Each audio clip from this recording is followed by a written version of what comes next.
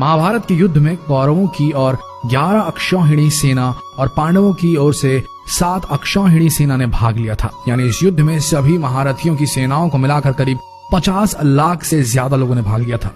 लेकिन ये अब सवाल उठता है कि इतनी विशालकाय सेना के लिए युद्ध के दौरान भोजन कौन बनाता था और कैसे ये सब प्रबंध करता रहा होगा।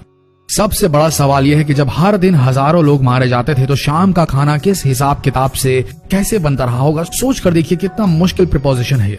दर्शकों, आइए जानते हैं आज के इस वीडियो में वो गूढ़ रहस्य कि कैसे पोषण मिलता था महाभारत के सैनिकों को। महाभारत को सही मायने में हम विश्व का प्रथम विश्व युद्ध भी कह सकते हैं, क्योंकि उस समय शायद ही कोई ऐसा राज्य था जिसने इस युद्ध में भाग न लिया। उस काल में आर्यव्रत के समस्त राजा या तो कौरव या पांडवों के पक्ष में खड़े दिख रहे थे। हम सभी जानते हैं कि बलराम और रुक्मणी ये 2 ही व्यक्ति थे जिन्होंने इस युद्ध में भाग नहीं लिया था। किंतु एक और राज्य ऐसा था जो युद्ध क्षेत्र में होते हुए भी युद्ध से अलग था, और वो था दक्षिण का उडुपी। महाभारत में वर्णित कथा के अनुसार जब उडुपी के राजा अपनी सेना सहित कुरुक्षेत्र पहुंचे तो कौरवों और पांडवों दोनों ने उन्हें अपने पक्ष में लेने का प्रयत्न करा। लेकिन उडुपी के राजा बहुत दूरदर्शी थे। उन्होंने श्री कृष्ण से पूछा, हे माधव, दोनों ओर से जिसे देखो युद्ध के लिए लालायित दिखता है, किंतु क्या किसी ने सोचा है कि दोनों ओर से उपस्थित इतनी विशाल सेना के लिए भोजन का प्रबंध कैसे होगा। इस पर श्री कृष्ण ने कहा, महाराज, आपने बिल्कुल सही सोचा है। आपके इस बात से मुझे प्रतीत होता है कि आपके पास इसकी कोई योजना है। अगर ऐसा है तो कृपया बताएं। उसके बाद उडुपी के राजा ने कहा, सत्य तो यह है कि भाइयों के बीच हो रहे इस युद्ध को मैं उचित नहीं मानता। इसी कारण इस युद्ध में इच्छा मुझे नहीं है, किंतु ये युद्ध अब टाला भी नहीं जा सकता। इस कारण मेरी ये इच्छा है कि मैं अपनी पूरी सेना के साथ यहाँ उपस्थित समस्त सेनाओं के भोजन का प्रबंध करूं। इस पर श्री कृष्ण मुस्कुराते हुए बोले, महाराज, आपका विचार अति उत्तम है। इस युद्ध में लगभग 50 लाख योद्धा भाग लेंगे, और अगर आप जैसे कुशल राजा उनके भोजन के प्रबंध को देखेंगे तो हम सब उस ओर निश्चिंत रहेंगे। श्री कृष्ण ने कहा, वैसे मुझे पता है कि सागर जितनी इस विशाल सेना का भोजन प्रबंध करना आपकी और भीमसेन के अतिरिक्त किसी के लिए भी संभव नहीं है, किंतु भीमसेन इस युद्ध से विरक्त नहीं हो सकते। अतः मेरी आपसे यह प्रार्थना है कि आप अपनी सेना सहित दोनों ओर की सेनाओं के भोजन का भार संभालें। इस प्रकार उडुपी के राजा ने सेना के भोजन का भार संभाला। पहले दिन उन्होंने उपस्थित सभी के लिए भोजन का प्रबंध किया। उनकी कुशलता ऐसी थी कि दिन के अंत तक गिन के एक भी दाना बर्बाद नहीं होता था। जैसे जैसे दिन बीतते गए योद्धाओं की संख्या बहुत ही कम होती गई। दोनों ओर के योद्धा ये देख के आश्चर्यचकित हो जाते थे कि हर दिन के अंत तक उडुपी नरेश केवल उतने ही लोगों के लिए भोजन बनाते थे जितने वास्तव में उपस्थित रहते थे।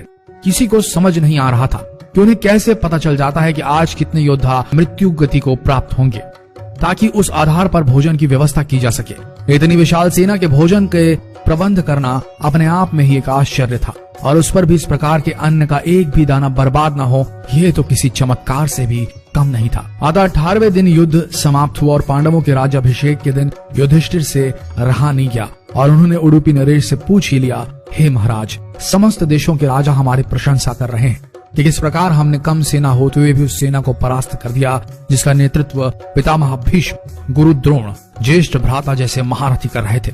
किंतु मुझे लगता है कि हम सबसे अधिकांश प्रशंसा के पात्र आप हैं, जिन्होंने न केवल इतनी विशाल सेना के लिए भोजन का प्रबंध किया, अपितु ऐसा प्रबंध किया कि एक दाना भी अन्न का व्यर्थ न हो पाया। मैं आपसे इस कुशलता का रहस्य जानना चाहता हूँ। इस पर उडुपी नरेश ने मुस्कुराते हुए कहा, सम्राट, आपने जो इस युद्ध में विजय पाई है उसका श्रेय किसे देंगे।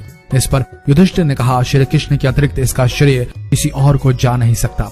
अगर वे न होते तो कौरव सेना को परास्त करना असंभव था। तब उडुपी नरेश ने कहा, हे महाराज, आप जिसे मेरा चमत्कार कह रहे हैं वो श्री कृष्ण का ही प्रताप है। ऐसा सुनकर वहां उपस्थित सभी लोग आश्चर्यचकित हो गए। तब उडुपी नरेश ने इस रहस्य से पर्दा उठाया और कहा, हे महाराज, श्री कृष्ण प्रतिदिन रात्रि को मूंगफली खाते थे। प्रतिदिन शिविर में गिन के मूंगफली रखी जाती थी और उनके खाने के पश्चात गिनकर देखी जाती थी उन्होंने कितनी मूंगफली खाई है।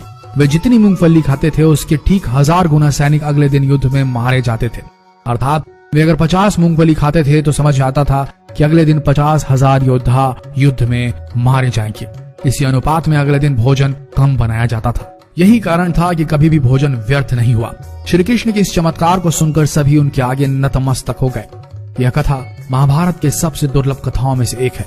कर्नाटक के उडुपी जिले स्थित कृष्ण मठ में यह कथा हमेशा सुनाई जाती है। ऐसा माना जाता है कि इस मठ की स्थापना उडुपी के सम्राट द्वारा ही करवाई गई थी, जिसे बाद में श्री माधव आचार्य जी ने आगे बढ़ाया। तो दर्शकों, उम्मीद करते हैं कि आज की ये प्रस्तुति पसंद आई होगी आपको और आप समझ गए होंगे कि पोषण वही सही है जिसका एक दाना भी व्यर्थ न जाए। शायद आप इस गूढ़ रहस्य को समझ गए होंगे और अगली बार अपनी थाली में खाना छोड़ने से पहले सोचेंगे जरूर।